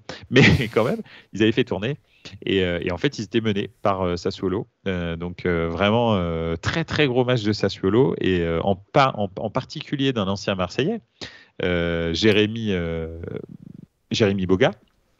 Qui est le super copain de comment il s'appelle, Maxime Lopez, votre ancien joueur Maxime Lopez. Donc voilà, et en l'occurrence il fait un super match, c'est lui qui provoque le penalty. 1-0 pour Sassuolo, et c'est vrai que derrière l'Inter, en fait, ce qui a tout changé, c'est qu'ils font 4 changements d'un coup, et Dzeko marque un but et fait une passe décisive. Donc voilà, et même au milieu de terrain, ils ont tout révolutionné. L'Inter va essayer de faire tourner, ça va pas passer. Il a fait un changement Inzaghi, hop là, le match il s'est retourné en fait. Donc c'est plutôt pas mal. Et puis la Roma continue son petit bonhomme de chemin. Celle qui passe vraiment à travers, c'est la Lazio. Ouais. En revanche, la Lazio de Sarri qui, je pensais, ça y est, avait absorbé les préceptes. On en parlait, Chris, hors antenne, enfin dans la semaine. Parce que tu me demandais ce que ça valait la Lazio. Moi, je pensais que ça y est, ça commençait à vraiment bien jouer. Et là, en fait, c'est vrai qu'il y a une rechute depuis le derby qui est bizarre. Mais bon, bref, voilà, c'est comme ça, en tous les cas. Et Naples qui tremble pas. Et Naples, et voilà, je termine par l'honneur au premier. Naples qui tremble pas. La Fiorentina qui est bien plus agressif cette année que les autres années. C'est-à-dire ils font vraiment chier la Fiorentina. J'ai pas hâte de les rencontrer parce que c'est vraiment une équipe d'ailleurs plutôt agréable à voir jouer. Alors je continue à dire que Naples et Milan sont les deux équipes les plus agréables à voir jouer en Italie, et c'est pas du tout du chauvinisme, c'est la réalité. Et mais la Fiorentina est vraiment bien d'ailleurs, ils sont 5e du championnat là. Mais ils ont bien fait chier Naples encore. Mais Naples s'en est sorti. Après, il y a eu en revanche un événement vraiment encore dommageable à Florence, alors que Florence, c'est pas du tout le genre. Enfin, en tous les cas, moi, de mémoire de tifosi, j'ai pas entendu ça. Mais ouais, il y a eu encore des insultes racistes envers Koulibaly, Zambo, Anguissa, etc. Enfin, tous les joueurs noirs de Naples. Donc c'est enfin, je sais même pas quoi dire. Ça fait beaucoup en Italie quand même. Hein. Ouais. Oui, en fait, si tu veux, c'est vrai, on en parlait tout à l'heure avec Ludo, je pense que le Covid a été un exutoire. Alors en Italie, effectivement, c'est une tradition d'essayer de faire péter les plombs aux joueurs de couleur de la manière la plus abjecte possible, bien sûr. Enfin, je veux dire, je n'ai même pas à m'exprimer là-dessus, c'est complètement débile. Mais c'est une tradition. Mais là, tu as l'impression que le Covid, un peu partout, on l'a vu en France, on l'a vu aussi en Angleterre en fin de saison dernière, où il y a eu le retour de bagarres avant les matchs, etc. Là, on le voit en Italie. Alors, c'est pas de la violence, mais c'est de la violence verbale, donc c'est quand même vraiment dommageable.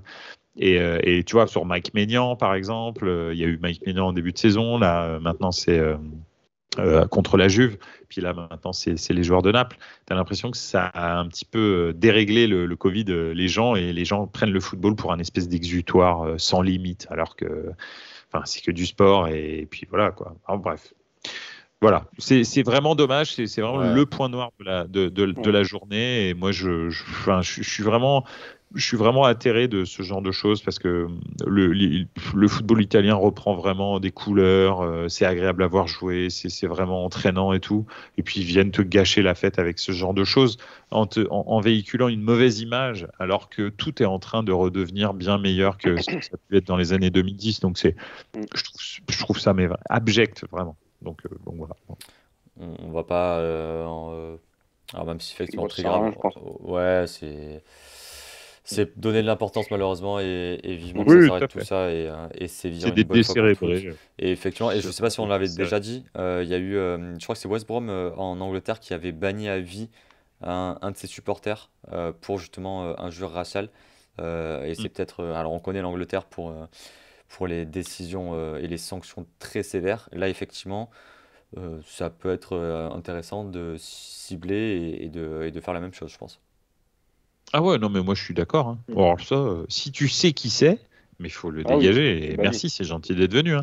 Tu vas en bannir 10 à travers le pays, c'est terminé. Hein. C'est fini après derrière. Hein. Tu fais comme les Lannister, tu mets 2-3 têtes à l'entrée du château sur un pic et c'est réglé. Hein. Non, mais c'est vrai. Hein, non, mais je pense qu'en 2021, on a la technologie pour savoir qui fait quoi. Donc, donc on peut éradiquer un peu tout ça.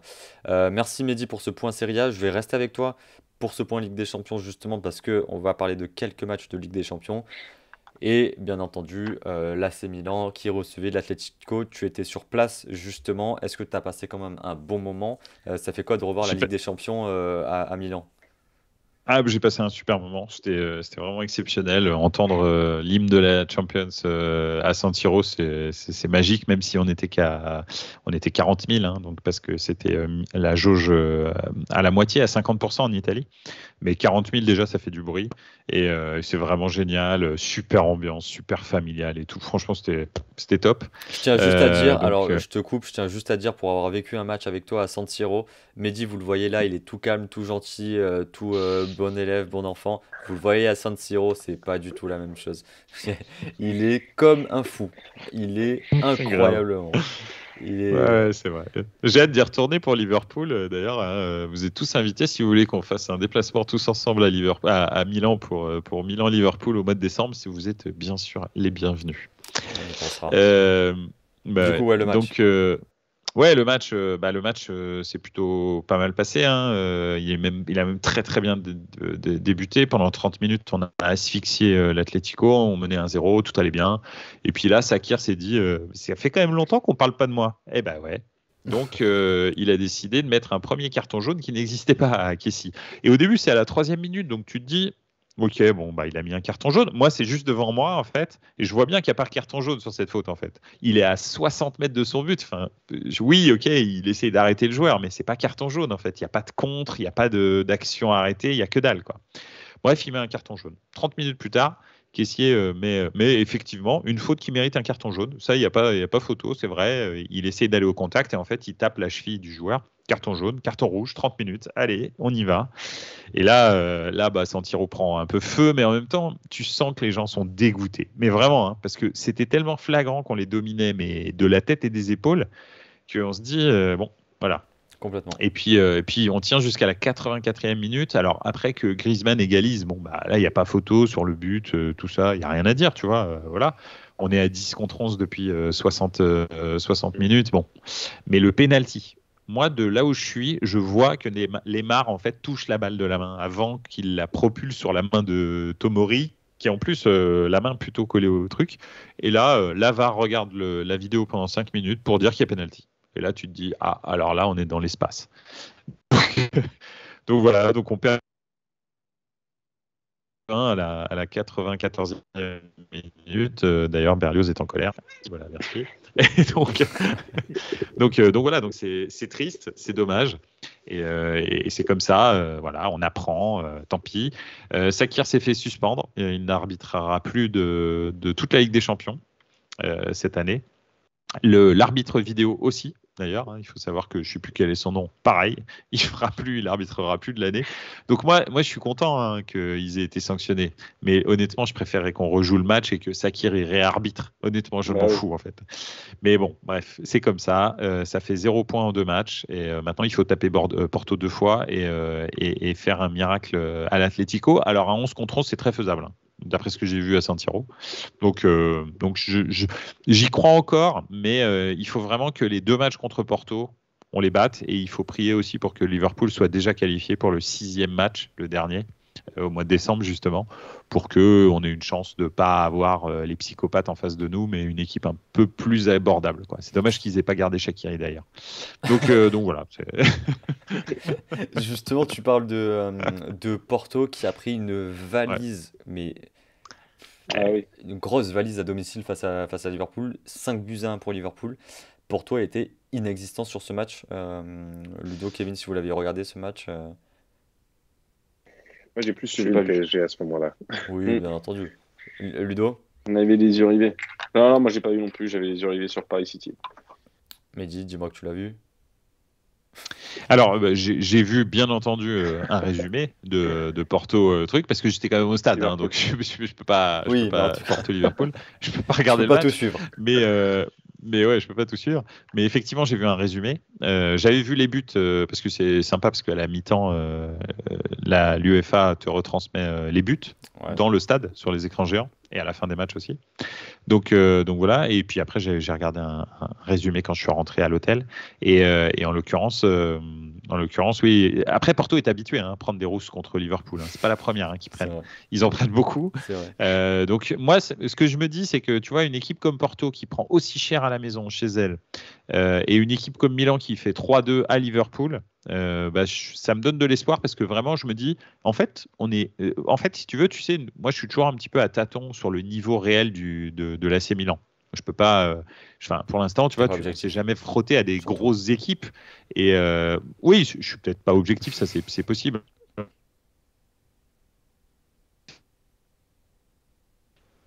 Mais là, je vois des signes qui me montrent que, si, en fait, on n'est pas si loin que ça. Alors, on n'est encore pas au niveau, parce qu'on l'a vu au match aller à Liverpool, mais on arrive gentiment. Donc voilà, c'est bien. Ça me fait plaisir. Très bien. Juste, Kevin, on parle de toi dans les commentaires. Je préfère le dire à voix haute.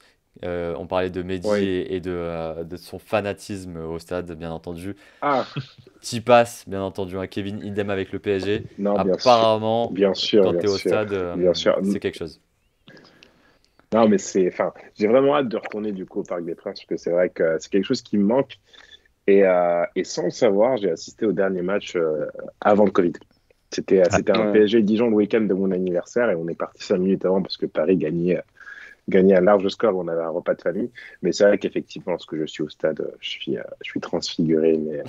Mais voilà, c'est pour la bonne cause, comme on dit, la passion, ça n'a pas de prix. Exactement. Absolument. C'est un exutoire le foot, c'est fait pour ça. Exactement. Voilà, exactement. D'ailleurs, on va parler de ce fameux match et de ce magnifique match du Paris Saint-Germain face à Manchester City, match de gala. Je rappelle juste. Mehdi, Ludo et Thibaut la semaine dernière nous disaient ça va être un carnage, ça va être n'importe quoi, ils vont prendre une valise à domicile. Vous êtes sûr, et vraiment vous êtes sûr de vous? Victoire 2-0. Merci les gars pour le pronostic. Kevin avait annoncé la victoire de Paris. Ouais, effectivement, la semaine d'avant. Non, dans les commentaires, je crois. Dans les commentaires, il était là. Même dans les commentaires la semaine dernière. Exactement. J'avais précisé que Paris allait gagner. Non, pour moi, c'est pas surprenant. Pourquoi? Parce que Paris a l'habitude de performer sur les affiches à domicile en phase de poule. Et c'est quelque part des succès, je dirais pas des succès sans lendemain, mais l'impact même pour l'équipe qui joue à l'extérieur est minime, dans le sens où elle se dit que derrière, elle pourra toujours se retourner pour éventuellement gagner à la maison par la suite. Et c'est qu'un deuxième match. City ayant gagné son premier match, elle abordait ce match en lui disant, bon, j'ai déjà la moyenne, on va essayer de limiter les dégâts, prendre un point, ce serait bien. Si on gagne, c'est encore mieux, mais si on perd, c'est pas dramatique. Et donc, effectivement, après, à 2-0 pour Paris, l'idée, c'était de pas prendre un rouge, parce que je pense qu'ils s'en sortent très, très, très bien avec De Bruyne. Parce qu'à la 30e ou 40e minute, De Bruyne doit prendre rouge. Et d'ailleurs, on s'est envoyé des messages à ce moment-là, et je ne comprends pas comment il passe à travers. C'était Sakir à la VAR, non? C'était pas ça. C'était pas ça. Mais pourtant, c'est checké à la VAR, et c'est catastrophique. Je comprends pas. Ça doit être carton rouge. Mais l'an dernier, Gay, pour la même faute, prend rouge. Exactement. Et je ne parlerai même pas de la faute de Di Maria à l'Etihad Stadium, où il prend 3 matchs pour une provocation de Fernandinho. Que dalle, ouais. Un vieux truc en bois, en plus. C'est ça. Mais 3 matchs aujourd'hui, c'est très pénalisant. Après, effectivement, pour le PSG à l'heure actuelle, quand on voit un peu les compos de Pochettino, c'est un mal pour un bien que Di Maria ne soit pas là. Parce que je pense que Pochettino aurait aligné les 4. Exactement. Et je trouve que le 4-3-3 était peut-être le meilleur système pour le Paris Saint-Germain avec le retour de Verratti devant la défense sentinelle que j'ai trouvé très intéressant. C'est un mec qui a un sang-froid de fou. Il se met à tacler dans la surface de réparation sans faire faute. Il se met à dribbler entre 2, 3, 4 joueurs de City et il panique pas. Il panique pas. Il a toujours le petit coup d'œil pour relancer le ballon proprement. Et pareil, collectivement, il y a une prestation intéressante. City a pressé très haut le Paris Saint-Germain pour les pousser à la faute. Bien entendu, Donnarumma n'était pas très précis sur son jeu au pied, mais on connaît ses forces et ses faiblesses. Mais les gars ont assuré. Et voilà, ils ont su marquer à des moments clés. Et puis, très, très, très belle combinaison sur le but de Messi, qui a été élu meilleur plus beau but de la journée en Champions League. De la semaine. De la semaine, ouais. J'ai pas trouvé Exactement, ça. c'est ça. Non. Le retourné acrobatique de Léao, s'il l'avait mis sur la barre, ça aurait été le but. Mais même pas de la semaine, de l'année. Oh, le but. C'est vrai. Non, mais sur le but de Messi, en fait, sur le but de Messi, il faut voir justement l'accélération, mais surtout l'action dans l'ensemble, en fait, parce que c'est un but où il part en solo, entre guillemets, mais qui est très collectif en même temps, parce que l'appel de balle d'Achraf Hakimi qui libère l'axe, et ensuite, du coup, la remise de Kylian Mbappé, en fait, je trouve que le mouvement des 3 joueurs est vraiment prépondérant dans ce but-là, et c'est aussi pour ça qu'il a été élu but de la semaine, mais j'aurais aussi bien mis le but de Thiel pour le Sheriff Tiraspol, mais bon, vu qu'ils sont financés par des fonds obscurs, on va... Exactement. Et oui. Et juste... Mais tu sais que c'est... Je te dirai après. Parce que tu vas partir en cacahuète, mais on le fera en off, ne t'inquiète pas. Juste une dernière question pour toi, Kevin, et je voulais te la poser tout à l'heure quand on parlait du PSG et de Rennes. Est-ce qu'il n'y a pas une déception autour de Donnarumma au poste de gardien de but? Non. Bah, pas sur le match de Manchester City, quand même. Non, mais alors... Voilà. Sur celui de Rennes, on peut plus se poser de questions. En général... pas sur le match non, mais en général, Keylor Navas, je le trouvais beaucoup plus rassurant et imposant que Donnarumma, en tout cas. Ce sont 2 gardiens qui ont des styles à peu près similaires, mais pas la même envergure. Et je dirais que sur le match de City, Donnarumma a fait le match qu'il fallait. Il a eu une réussite monstrueuse sur l'action de Sterling quand il envoie le ballon sur la barre transversale et ensuite ça revient et puis on ne sait pas ce qui se passe au niveau de Bernardo Silva, mais j'ai trouvé qu'il a fait son match contre City. Contre Rennes, c'était plus délicat. Après, on est face à une équipe, en Ligue 1 sur les compétitions domestiques, les équipes travaillent davantage, connaissent davantage les faiblesses du Paris Saint-Germain, et Donnarumma doit encore apprendre à appréhender justement ce football qu'est la Ligue 1, parce que c'est un football complètement différent du football que l'on va avoir en Coupe d'Europe. Et Navas a aussi pris 2 buts à Brest, il me semble. Donc voilà, je ne vais pas relancer le débat entre Navas et Donnarumma. Pour moi, quand il y a un but, c'est pas simplement la faute du gardien. Tout le collectif est impliqué. Les 2 buts viennent du côté gauche, si je ne me trompe pas. Donc après, effectivement, est-ce qu'il y a suffisamment de repli sur le côté gauche? Est-ce que défendre à 2 milieux de terrain axiaux, c'est la bonne formule ou pas? Je ne pense pas. Parce qu'effectivement, quand on est sur un milieu à 3, il y a toujours l'un des relayeurs qui vient prêter main forte au latéral, en plus de l'ailier. Ok, merci. Mais Mehdi, Ludo, est-ce qu'on compare Donnarumma, Keylor? Alors, je préfère Keylor, mais c'est un choix qui m'a plus impressionné en tout cas de sa carrière. Mehdi, rapidement. Oui, voilà. Toi qui connais les deux. Il n'a pas encore l'expérience de Keylor Navas. Maintenant, Gigio sur sa ligne a rien à envier à Keylor Navas. Très honnêtement, il est impressionnant, monstrueux. Sur penalty, c'est la même chose. C'est à peu près le même niveau, les deux. Sur ses sorties aériennes, il s'est amélioré, mais c'est des fois du aura football. Tu te demandes comment il termine à attraper la balle, mais bon, il l'attrape quand même. Mais c'est perturbant, même pour l'attaquant, parce qu'il voit déjà il voit un Kingston qui vole, et donc ça fait flipper. Ouais, parce que Donnarumma, quand il sort, c'est pas Keylor Navas. Ah oui, là il y a tout qui s'en va, donc c'est pas mal. C'est un peu un Neuer, mais moins précis. Après, le jeu au pied, c'est là où vraiment il doit progresser. Vraiment, vraiment. Il a beau et je dois vous dire quelque chose. Moi, je l'ai vu commencer à 16 ans et demi, lancé par Mihalovic. Il a remplacé Diego Lopez. Je ne sais pas si vous vous souvenez de ce goal qui était l'ancien goal du Real. Bien sûr. Il a mis sur le banc Diego Lopez à 16 ans et demi. En fait, il a énormément progressé au pied. C'est-à-dire que quand il a commencé à 16 ans et demi, sérieux, c'était 2 boîtes à chaussures qu'il avait. C'était incroyable. Il avait les chaussures, mais il avait aussi les boîtes à chaussures. Quand il tapait dans la balle, c'était incroyable. Tu ne savais jamais où ça allait partir. C'était un truc de fou. En revanche, c'est vrai qu'il était tellement fort sur la ligne et sur les pénaltys que voilà, il a comblé le truc, mais il a énormément progressé. Sur la fin, la dernière année, avec Milan, il faisait des bonnes relances et tout. C'était pas mal. De temps en temps, en revanche, il te fait la boulette du siècle. Voilà. Ouais, ça arrive à tout. Comme d'ailleurs. Enfin, oui, les gardiens. Oui, ça peut arriver. Ouais. Ça arrive à tout. Bon, c'est pas Maignan, quoi. C'est pas la relance de Maignan au pied, quoi. En gros. Oui. T'es gagnant au change, tu crois, Mehdi? Juste pour finir. Je suis pas perdant. Plus exactement. Je pense que le poste de gardien de but l'année dernière nous a fait gagner énormément de points et je l'ai dit en fin de saison, je ne sais pas si vous vous souvenez, mais je l'ai dit, on ne serait pas en Ligue des Champions s'il n'y avait pas eu Gigio Donnarumma dans nos cages, très clairement. Il a été déterminant sur un nombre de matchs, mais incroyable. Et bien, sur ce que je vois depuis le début de saison avec Maignan, je trouve qu'il a plus d'impact offensif parce qu'il arrive à avoir des relances longues qui donnent des buts directs. Et par exemple, hier en première mi-temps, alors qu'on mène 1-0, il fait 2 arrêts, mais ultra décisifs, Maignan.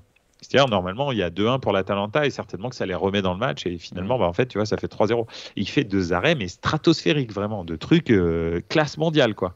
Tu te dis, waouh, c'est chaud. Et donc, je pense pas avoir perdu. Non, j'ai pas l'impression. Je pense ce gardien-là va nous gagner autant de points que Donnarumma la saison précédente. Mike Maignan, futur numéro 1 en équipe de France, bien entendu. A priori. Il serait grand temps. Il serait grand temps. J'aime bien Lloris, je dis pas, mais Maignan, il est vraiment un ton au-dessus en ce moment. Enfin, moi, je le vois toutes les semaines, et même 2 fois par semaine, en fait.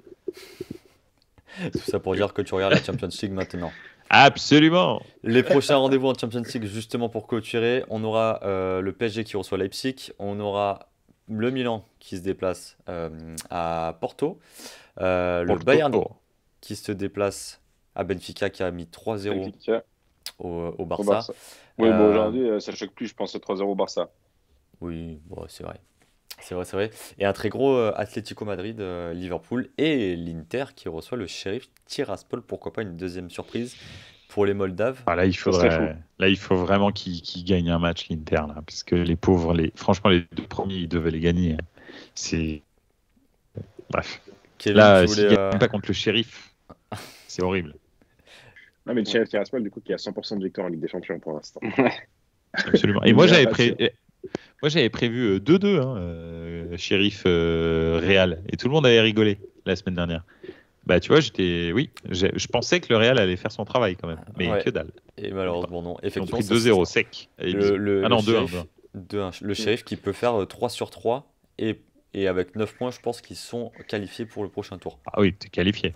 T'es qualifié en deuxième place en tous les cas. Et là, tout le monde va vouloir s'arracher. Exactement. Et ça serait incroyable. Après, autant ils peuvent rester à 6 points. C'est le Sheriff. Oui, ça y est, la surprise est passée. Tout le monde va arriver avec les grosses équipes et ils peuvent rester à 6 points jusqu'au bout. C'est possible aussi. Exactement. On verra. Messieurs, on va clôturer cette émission. Merci à tous dans le chat, sur YouTube, sur Twitch, partout, sur Ocha, Apple Music, Deezer, Spotify, de nous écouter. N'hésitez pas à liker, reposter, à follow la chaîne Twitch, à vous abonner à YouTube. On est partout. Le déploiement a été incroyable. Merci à tous d'avoir suivi cet épisode-là. Kevin, merci d'être passé encore une fois. Ça nous a fait énormément plaisir. Tu reviens quand tu veux, bien entendu. Merci à vous pour l'invitation. Après une victoire, ça va avec plaisir. Une défaite, quand tu veux, vraiment. La 93e est ouverte. Mehdi, Ludo, merci à vous d'avoir participé. Merci à tous dans le chat encore une fois. Ciao ragazzi. La 93e. Ciao tout le monde.